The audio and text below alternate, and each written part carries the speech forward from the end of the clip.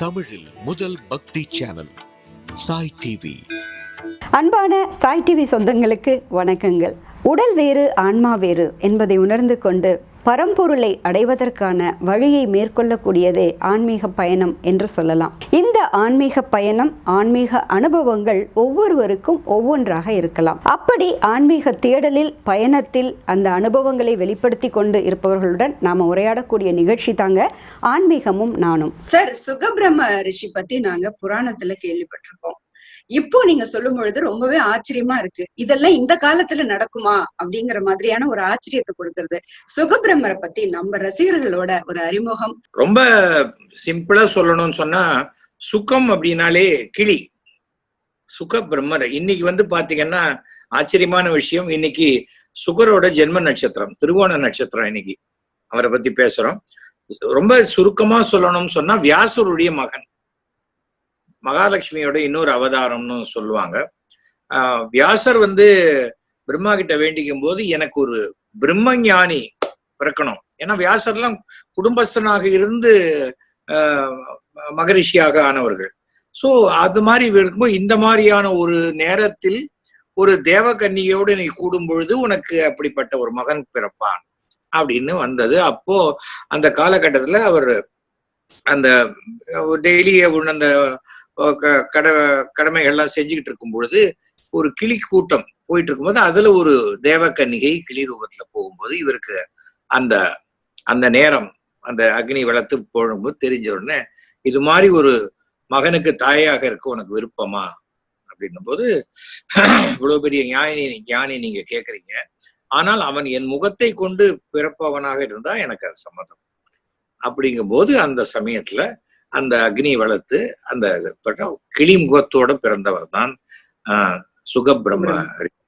சுகபிரம்மம் பிரம்மமாக இருக்கிறது என்னன்னா, யாருக்கு சுகரை கூப்பிட்டா கூட மரம் செடி கொடியெல்லாம் பதில் சொல்லுமா, சுகர் பேச மாட்டான்.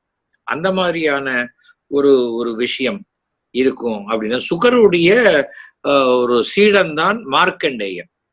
சுகர் மார்க்கண்டேயருக்கு உபதேசம் பண்ணதுதான் சுகர் நாடி, இந்த கட்டவரல வச்சு எதிர்காலத்தை கணிக்கக்கூடிய ஒரு விஷயம்.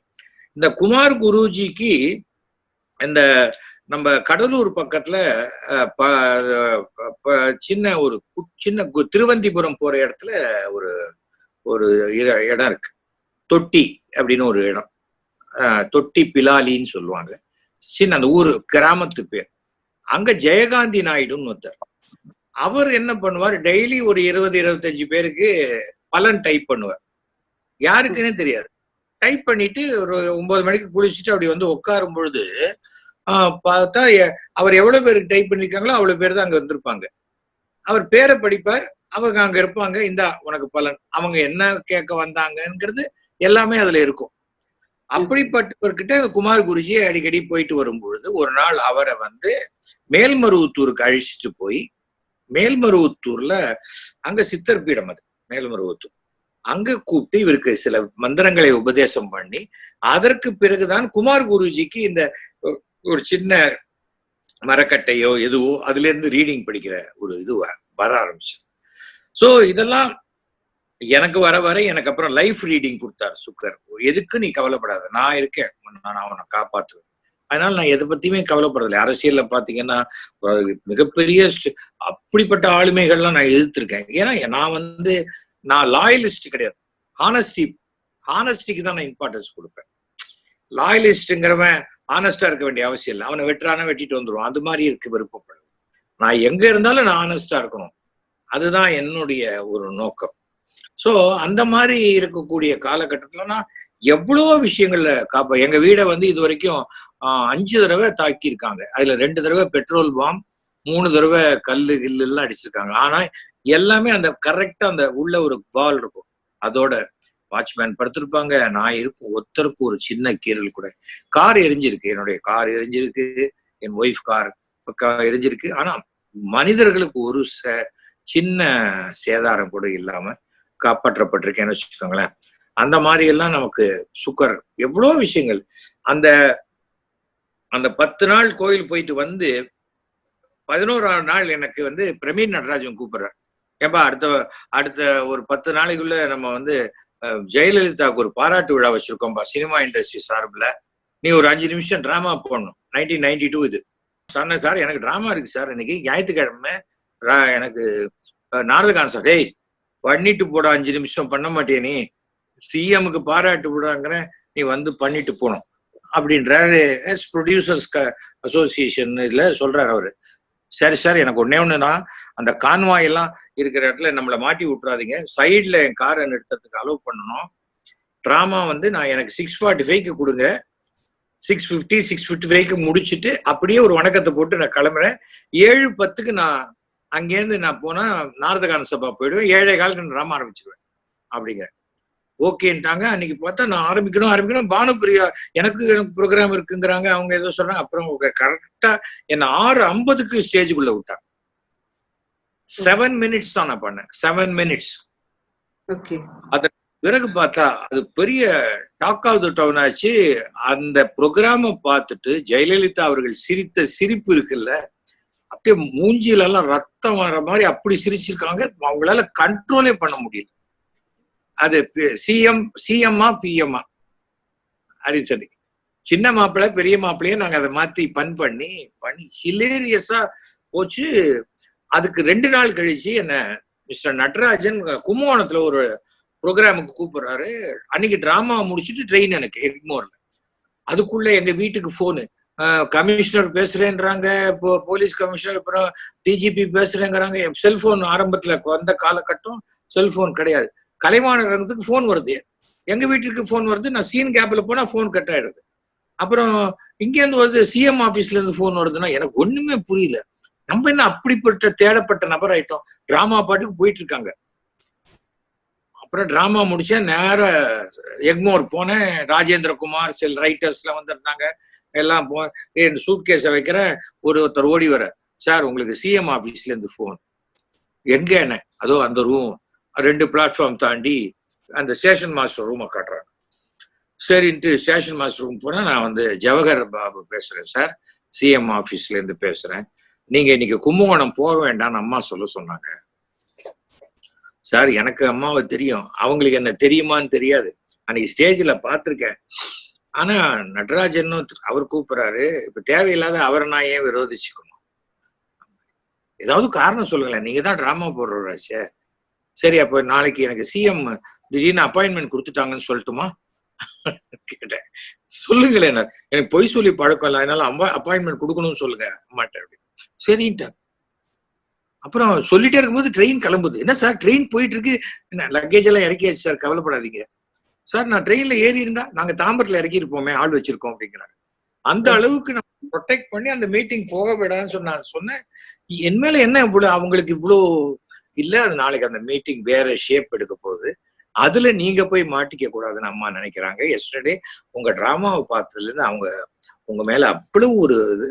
அதான் அடுத்த நாள் போனோன்னு நாங்க ஒரு 16 பேர், அப்பெல்லாம் என்டிஆர் பாக்குறதுக்கு பஸ்ல எல்லாம் போங்களே, அந்த மாதிரி நாங்க ஒரு 3 கார்ல போனோம், 16-17 பேர் போனோன்னு வாங்க மிஸ்டர் சேகர், என் லைஃப்ல நான் இந்த மாதிரி சிரிச்சதே இல்லை, என்ன சிரிக்க வச்சு. இதெல்லாம் எதுக்கு சொல்றேன், அந்த சுக்கரை பார்த்து அது 15ஆவது நாள்ல இருந்து நடக்க ஆரம்பிக்குது ஆச்சு. அதுக்கப்புறம் உங்களுக்கு என்ன வேணும் தமிழ்நாட்டுல, நாங்க நீங்க நல்லா இருந்தா போறோம்ட்டு அவங்களுக்கு ஆஞ்சநேயர் குங்குமத்தை கொடுத்து, ஒரு யானை முடி வளையல் மாதிரி எனக்கு ஒருத்தர் கொடுத்திருந்தார் திருஷ்டிக்கு, அதையே அவங்க கிட்ட கொடுத்துட்டு, நீங்க நல்லா இருக்கணும், நீங்க சந்தோஷமா இது மாதிரி சிரிங்க, எங்களுக்கு ரொம்ப சந்தோஷம் அப்படின்னு. அதுக்கு பிறகு பார்த்தா எங்க 3000th பிளேக்கு வந்தாங்க, குலுக்கு அந்த மாதிரி வந்தாங்க. 80 பேருக்கு அவார்டு கொடுத்தாங்க.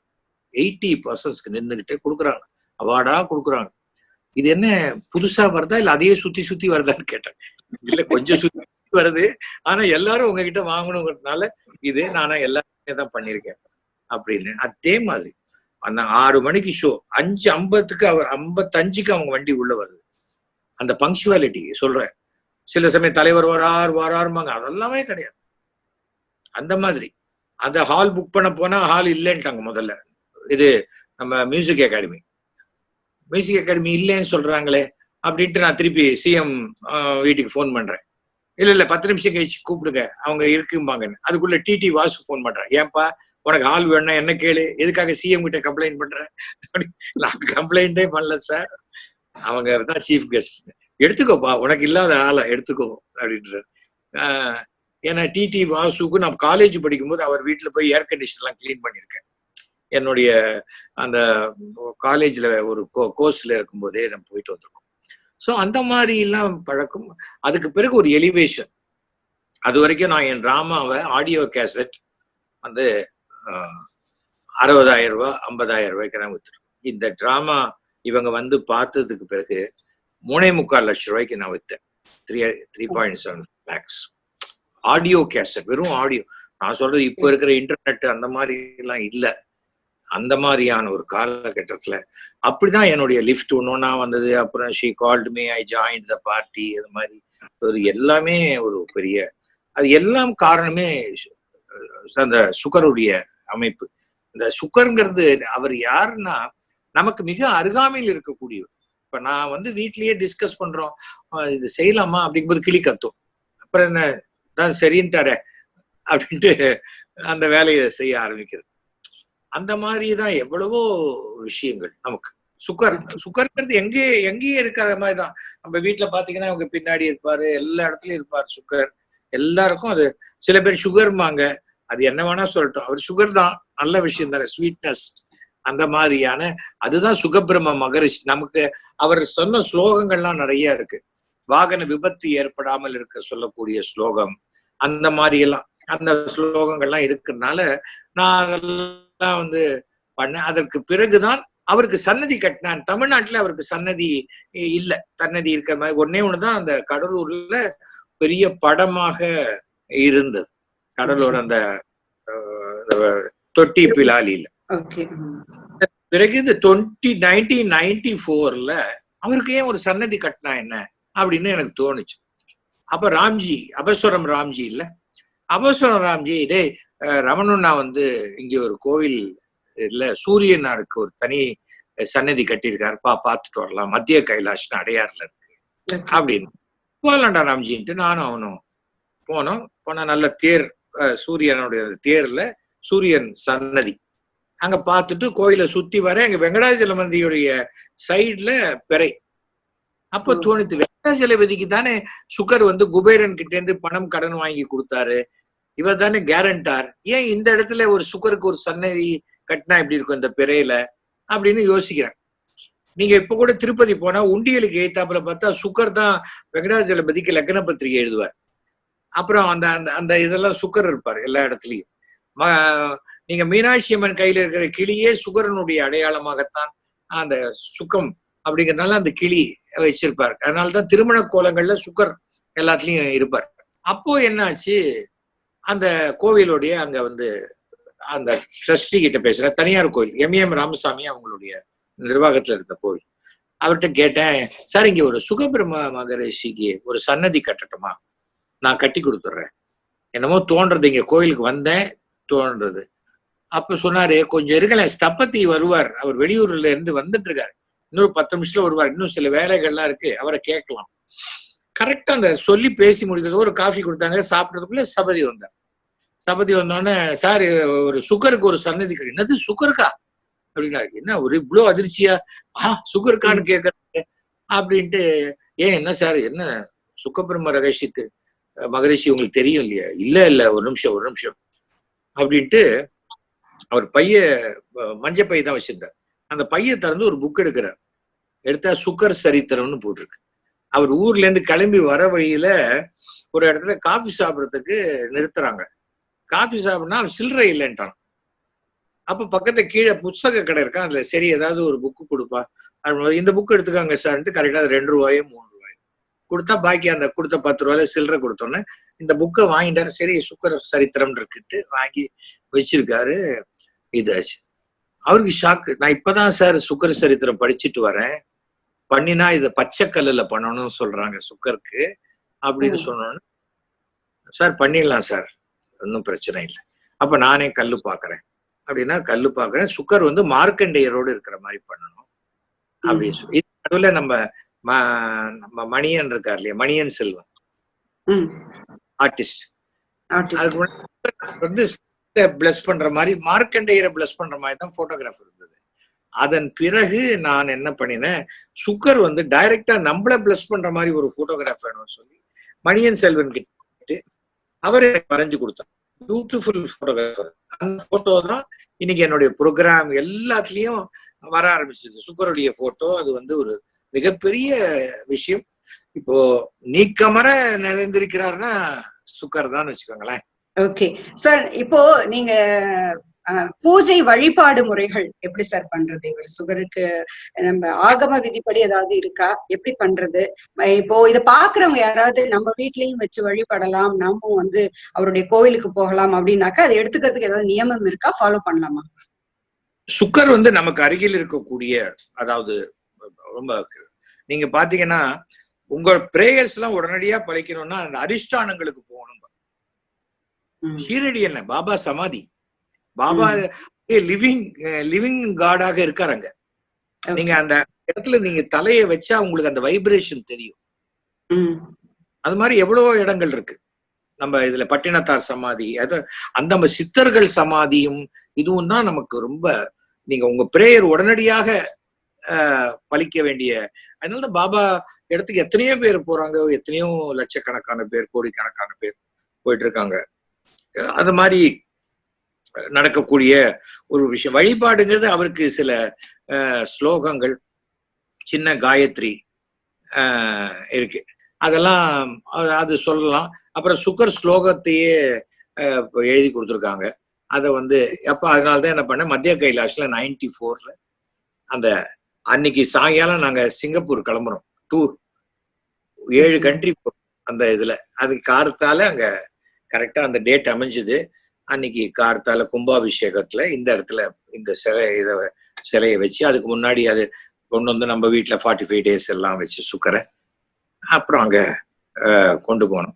அதற்கு அடுத்தது வந்து சேலம் சுகவனேஸ்வரர் கோயில்ல பார்த்தா வியாசருடைய சிலை இருக்கு, பக்கத்துல சுகர் சிலை இல்லை. ஆனா அந்த கோயில் சுகர் ஈஸ்வரனை வழிபட்ட அது அந்த கோவில் சுகவனேஸ்வரர் கோவில். சோ அங்க ஒரு சன்னதி கட்டினேன். அப்போ வந்து படிக்க என்னன்னா, அந்த HRNC-யோடைய கமிஷனர் பேரே சுகவனேஸ்வர், சுகவனம் பேர் அவர். சோ அங்க அதற்கு பிறகு மதுரையில வந்து அழகர் கோவில் போற வழியில சூர்யா நகர்னு ஒரு இடம் இருக்கு. அங்க வந்து முத்தப்ப சுவாமி கோவில்னு ஒண்ணு இருக்கு. அங்க வந்து சுகர் சன்னதி கட்ட பிறகு அந்த கோவில் மிக பிரம்மாண்டமான ஒரு கோவிலா போச்சு அங்க. அதற்கு பிறகு சுகருக்கென்று தனி கோவில், அந்த முதல்ல சொன்னோம் இல்லையா திருவந்திபுரத்துக்கிட்ட தனி சன்னதி, கிட்டத்தட்ட 4.5 அடி சுகர் தனி கோவில். இதெல்லாம் வந்து சின்ன சின்ன சன்னதிகள், அது தனி கோவில். எனக்கு தெரிந்து தமிழ்நாட்டுல தென்னிந்தியாவில ஒரு முதல் கோவில் சுக்கருக்கு வந்து அந்த கோவில் தான். அதனாலதான் சுக்கருடைய அந்த கேலண்டர்லயே அந்த ஸ்லோகங்கள்லாம் இருக்கு. நான் அந்த கேலண்டரை வேணா உங்களுக்கு நான் அனுப்பிச்சு வைக்கிறேன். அதுல இருக்கிற ஸ்லோகங்கள் இது பண்ணலாம். ஓகே, இந்த வேதாந்த வித்மசபுத்ராய தீமகி தன்னோ சுகபிரம்ம பிரசோதயாத், இதுதான் சுக்கருடைய அந்த இந்த மந்திரம், காயத்ரி மந்திரம். சோ நமக்கு எப்படி என்ன சொல்லி வேண்டிக்கிறோன்னே இல்லை. இந்த உலகத்திலேயே முதல் ஐ டோனர் யாருன்னா கண்ணப்ப நாயனார். அவர் தான் தன் கண்ணையே சிவனுக்கு கொடுத்தார். ஆனா சிவனுக்கு கொடுக்கும்போது ஃபார்மாலிட்டி பார்க்கல, சிவன் மேலேயே காலை வச்சுதான் அவர் கண்ணை பிடிங்கினார். சோ இன்டென்ஷன் பெருசா எக்ஸிகியூஷன் பெருசா அப்படின்னு பார்த்தா கண்ணை கொடுக்கணுங்கிற இன்டென்ஷன் தான் பெருசு. சிவன் மேல காலை வச்சுட்டாரு, போச்சு, கண்ணப்ப நாயனார் சிவனை வந்து இது அகௌரவமா நடத்திட்டாருன்னு சொல்ல முடியாது. தன் கண்ணையே யாரு கொடுக்க முடியும்? அந்த மாதிரிதான் தெய்வ நம்பிக்கைகள் எல்லாம் நீங்க எப்படி வேணா வழிபடலாம். சில எனக்கு அவ்வளோ, நான் வந்து ஒரு சராசரியான ஒரு பக்தன், அதுக்கு மேல ரொம்ப அப்படியே பயங்கர வேஷம் போட்டோ எனக்கு அந்த மாதிரிலாம் எனக்கு தெரியாது. ஏன்னா நான் சபரிமலைக்கு போறதா கூட 40 நாள் என்னால விரதம் இருக்கும். நான் 18 வருஷம் போயிருக்கேன். ஆனா சைடு படி வழியா தான் போயிருக்கேன். காரணம் என்னன்னா, எனக்கு ஷூட்டிங் இருக்கும், ஷூட்டிங்காக நான் சேவ் பண்ணிக்கிறேன், இந்த பக்கம் மாலையை போட்டுக்கிறேன், இங்கே சேவ் பண்ணிக்கிறேன், அப்புறம் அந்த பக்கம் டூயட் பாடுறேன்னா நடக்காது. எனக்கு ஏதாவது ஒண்ணுன்னா ஒரு ரூட்ல இருக்கணும். அதனால என்னைக்கு ஊருக்கு போறோமோ அன்னைக்கு காலையில மாலை போட்டுப்பேன். நேர மலைக்கு போயிட்டு பார்த்துட்டு திருப்பி வந்துட்டு மாலையை கழிச்சிட்டு அந்த 3 days அவ்வளவுதான் நான் பண்ணிருக்கேன். என் பையன்லாம் ரெகுலரா இந்த 40 days அதெல்லாம் இருந்து அவனும் ரொம்ப வருஷம் போயிட்டு இருக்கான். பக்தி இந்த விஷயங்கள் எல்லாமே இப்படித்தான் செய்யணும்னு யாருக்குமே அவசியமே இல்லை. அதுக்கு சொல்றேன். இப்போ ஒருத்தர் விழுந்து வணங்கினாதான் கடவுள் பார்க்க போறாரா? அவன் மனசார வேண்டினா கடவுள் பார்க்க மாட்டாரா? அவ்வளவுதான் என்னுடைய விஷயம். சார், ஒரு தடவை நீங்க எனக்கு இந்த பிறவிதான் கடைசி பிறவி அப்படின்னு சொல்லி கேட்டிருக்கேன். சோ இந்த ஜென்மா எல்லாரும் முடிச்சுட்டு போகணுங்கிறது எல்லாருக்குள்ளயும் அது வரணும், அந்த ஆசை வரணும்.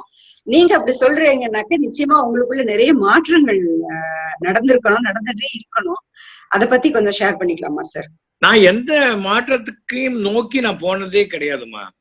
இன்னைக்கு கார்த்தால ஏந்துக்கிறோமா, கடவுள் நம்மளுக்கு ஒரு பிளஸ் பண்ணிருக்கார், அப்படியே போகும். நான் ரொம்ப யதார்த்தவாதி, அதான் வெகுஜன விரோதிமாங்க. நான் ரொம்ப எமோஷனலோ ரொம்ப ஒரு ரேஷனல் பர்சன். என் ஒய்ஃபோ என் வீட்லயே கூட சொல்ல, என்ன எனக்கு எங்க வீட்லயே என்னை ரொம்ப எல்லாத்துக்கும் ரூல்ஸ் ராமானுஜமா இருக்கீங்களே அப்படின்லாம் சொல்லுவாங்க. நான் என்ன சொல்லுவேன், நம்ம பர்ஃபெக்டா இருந்தணும். சம்டைம்ஸ் அவன் இப்படி இருக்கானா, இவன் அவனை திருந்த சொல்லு அப்படின்லாம் முதல்ல நம்ம சொல்ல முடியாது. அந்த மாதிரி இருக்கிறதுனால என்னை பொறுத்த வரைக்கும் எனக்கு எது ரைட்டோ அதை நம்ம பண்ணிட்டே போகணும், அவ்வளவுதானே வழியா. அதுக்கு மேல இப்ப பாருங்க, என்னுடைய தந்தையினுடைய சிரார்த்தம் 11ஆம் தேதி. ஆனா இந்த தடவை சாஸ்திரிகள் எல்லாம் சொல்லிட்டாங்க, சமையலுக்கு அந்த செப்பரேட்டான மடி சமையலுக்கு ஆள் கிடைக்காது. தவிர ஒரு நிறைய பேர் வீட்டுக்குள்ள வந்துட்டு போறது உங்களுக்கும் சேஃப்டி கிடையாது இந்த டயத்துல, அது என்னங்கிறத பாத்துக்கங்க. பட் 11ஆம் தேதிங்கிறது டியூஸ்டே, வீக் டே தான்.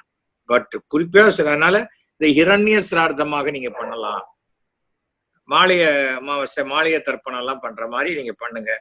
நான் கேட்டேன், நீங்க எங்க குரு, நீங்க என்ன சொல்றீங்களோ அதை நான் செய்யறேன் அப்படின்ட்டு. அதுக்கு மேல நம்ம இல்ல நான் அப்படித்தான் செய்வேன் இப்படிதான் செய்வேன்னா அதுக்கு நமக்கு தெரியல.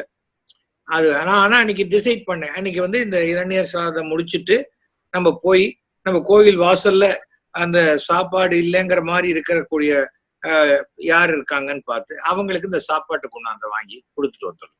சாப்பாட்டு கொண்டாந்து கொஞ்சம் பணத்தையும் சேர்த்து கொடுத்துட்டு வந்தா சரி, ஏதோ நம்மள மனசு இதெல்லாம் மனதா உணர வேண்டிய விஷயங்கள் தான் அது. அதனால அந்த மாதிரி வச்சிருக்கேன். அந்த மாதிரிதான் நம்பிக்கை எனக்கு. அதனால ரொம்ப இது கிடையாது. அந்த நேத்திர தரிசனம் சொல்லுவாங்க, வியாழக்கிழமை அன்னைக்கு வெங்கடாஜலபதி அந்த கண்ணால் பார்ப்பார், மத்த நாள்ல பார்க்க மாட்டாரா? கண்டிப்பா பார்ப்பார், எல்லா நாளும் தான் பாக்குறாரு. நாம் தான் வியாழக்கிழமை அந்த இந்த கற்பூர இது திலகம் இல்லாம நாம பாக்குறோம். அவரை வெங்கடாஜலபதி என்னைக்கும் ஒரே மாதிரிதான் பார்க்க போறாரு. அந்த மாதிரி கான்செப்ட் தான் எனக்கு. அதுக்காக சொல்றேன். அந்த மாதிரிதான் எனக்கு சுக்கருடைய இது வந்தது. இப்ப கூட இப்ப பார்த்து திடீர்னு அன்னைக்கு பார்த்தேன், பாபா இவ்வளவு பெருசு டக்குன்னு வாங்கி எங்கேயாவது கொடுத்தா என்ன அப்படின்ட்டு, சரி பண்ணலாம் அப்படின்னு. அது நம்ம சர்ப்ரைசிங்கா பண்ணணும், இது மாதிரி யாருக்காவது நம்ம ப்ரெசென்ட் பண்ணா கூட அப்படின்னு. ஏன்னா அவளுக்கு அந்த வேல்யூ தெரியணும். அந்த பிகாஸ் சிலதெல்லாம் எவ்வளவு கொடுத்தாலும், இப்போ இந்த படம் இருக்குல்ல, இந்த படத்தை ஒரு தடவை சேலத்துல அந்த கோவில் கும்பாபிஷேகத்துக்கும் போது அப்படியே நான் டிஸ்ட்ரிபியூட் பண்ணுவேன்.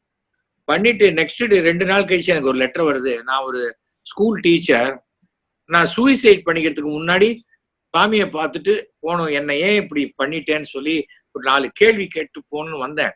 நீங்க ஏதோ ஒரு கார்டு கொடுத்தீங்க, நீங்க சினிமா நடிகர்னு அந்த சமயத்துல உங்களுக்கு வர நீங்க கொடுக்குறீங்களேன்ட்டு நான் அந்த கூட்டத்துல உங்ககிட்ட வாங்கிட்டேன். அதுல if God be with us who can be against us போட்டிருந்தது. இவர் என்ன நமக்காக சொல்றாரா, யாரு இவரு அப்படின்னு சுக்கர்னு போட்டிருந்தது. சரி இன்னைக்கு ஒரு நாள் விட்டு வைப்போம், சூசைட் வேணா நாளைக்கு பண்ணிக்கலாம் அப்படின்னு போஸ்ட்போன் பண்ண. நான் எதற்காக சூசைட் பண்ணிக்கணும்னு நினைச்சேனோ அந்த ப்ராப்ளம் அன்னைக்கு சாயங்காலம் எனக்கு சால்வ் ஆயிடுச்சு.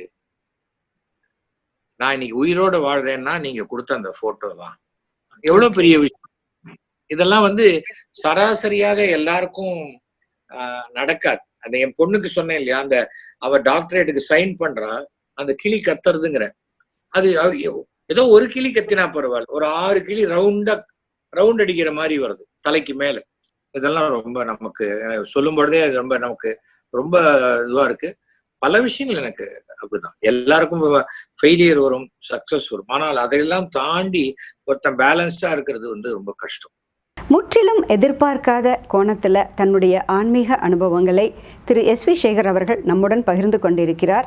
இன்னமும் சார்கிட்ட பேசி நாம் தெரிஞ்சுக்க வேண்டிய விஷயங்கள் இருக்குது. அடுத்த ஆன்மீகமும் நானும் நிகழ்ச்சியில் நாம் தொடர்ந்து கேட்கலாம். சாய் டிவி நிகழ்ச்சிகள் உங்களுக்கு பிடிச்சிருக்கா?